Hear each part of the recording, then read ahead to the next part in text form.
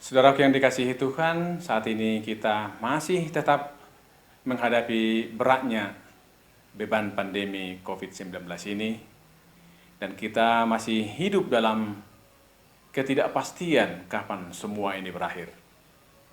Kalau kita amati dari pengalaman kita setelah pandemi ini muncul, sedikitnya ada 3 kelompok orang menyikapinya. Kelompok yang pertama adalah orang yang masuk kategori sangat takut, bahkan panik, khawatir berlebihan, dan sayangnya mungkin saja orang menjadi sakit bukan karena virus itu sendiri, tetapi sakit karena rasa takut, karena panik, karena khawatir berlebihan. Kelompok yang kedua adalah orang yang tergolong sangat berani. Berani dalam pemikiran dan berani secara fisik. Berani dalam pikiran maksudnya berani menjelaskan sesuatu yang sebetulnya bagi dirinya sendiri tidak jelas. Kita tahu persis bahwa kita sangat terbatas. Para ahli pun belum mengetahui sepenuhnya tentang virus ini. Apalagi kita yang sangat awam terhadap masalah virus dan masalah kedokteran. Jadi ada orang yang berani menjelaskan sesuatu yang sebetulnya bagi dirinya sendiri pun tidak jelas. Berani secara fisik atau barangkali lebih cocok dikatakan nekat adalah orang yang dengan atas nama keberanian tetap saja berkeliaran, tidak mengikuti protokol kesehatan, tidak pakai masker, berkerumun. Ini kelihatannya mengingatkan kita, ada seorang teman bercerita di satu tempat, katanya yang jago itu adalah kalau seseorang naik sepeda motor, menerobos lampu merah, bonceng 3 tanpa helm. Itu katanya yang jago. Padahal sesungguhnya itu adalah tindakan nekat. Jadi ada kelompok yang kita lihat atas nama keberanian justru mencelakakan diri sendiri dan juga bisa mencelakakan orang lain. Dan kelompok yang ketiga adalah orang-orang yang tetap berserah kepada Tuhan dengan iman dan dengan hikmat, tahu ada bahaya, menjaga diri sebaik-baiknya, dan juga tergerak untuk menolong orang lain. Pada saat ini kita mendengarkan firman Tuhan dari Injil Matius pasal 20 ayat 29 sampai ayat 34. Dalam firman Tuhan ini kita mendengar ada 2 orang buta yang mendengar Yesus datang dan mereka berseru kepada Yesus. Meskipun mata jasmani mereka tidak bisa melihat, tetapi hati mereka melihat.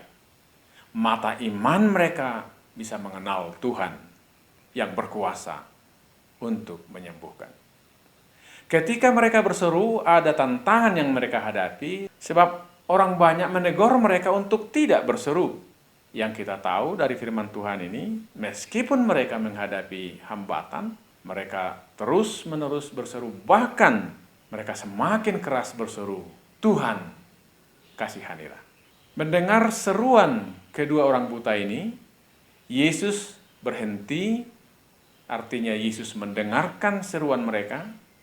Yesus menyapa mereka dengan bertanya, seperti tertulis di dalam ayat 32, lalu Yesus berhenti dan memanggil mereka, ia berkata, apa yang kamu kehendaki supaya aku perbuat bagimu? Mereka menjawab, supaya mata kami melihat. Selanjutnya, dan ini yang menjadi kabar baik, kabar sukacita bagi kita pada saat ini.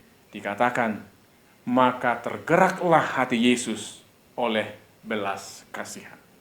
Tergerak hati Yesus oleh belas kasihan. Dalam bahasa Yunani, kata yang digunakan di sini adalah splagchnizomai, yang artinya tergeraklah hatinya oleh belas kasihan.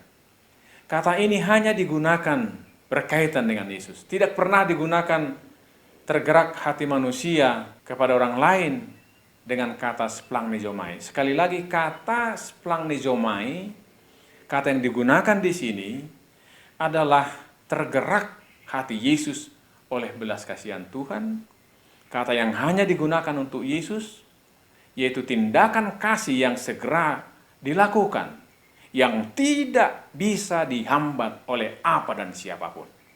Itulah yang terjadi dalam peristiwa ini.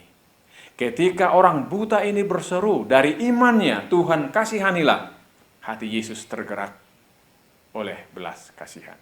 Itu artinya seruan orang yang mengenal dan mengimani Yesus. Yesus sebagai Mesias yang berkuasa, itu menggerakkan splanchnizomai, membuat hati Yesus tergerak oleh belas kasihan. Lanjutan dari Yesus tergerak hatinya oleh belas kasihan Tuhan, kita dengar dari firman Tuhan ini, Yesus menjamah mata mereka, dan seketika itu mereka melihat lalu mengikut Dia.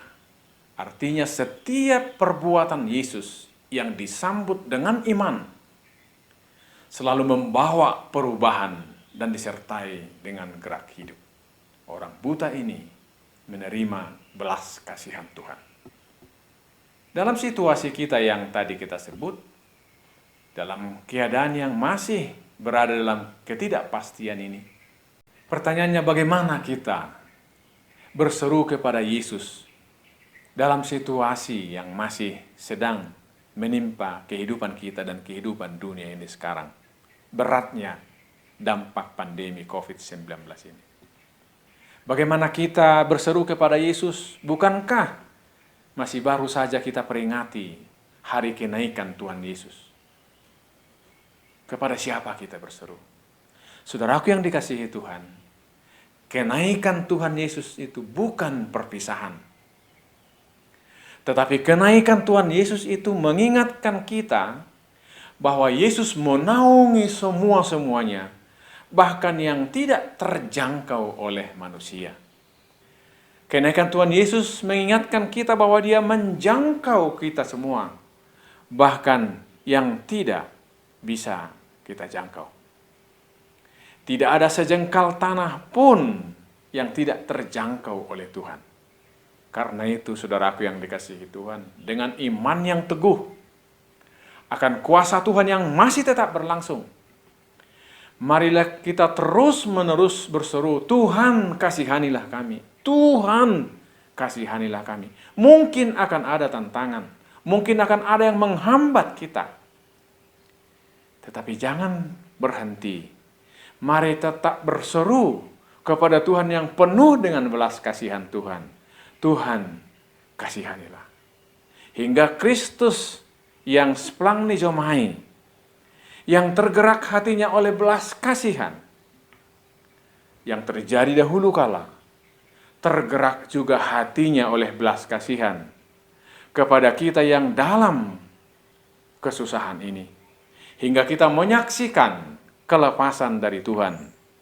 Dan kita akan dengan setia mengikut Dia dalam kehidupan keseharian. Saudaraku yang dikasihi Tuhan, kiranya hati Kristus tergerak oleh belas kasihan kepada kita semuanya. Amin.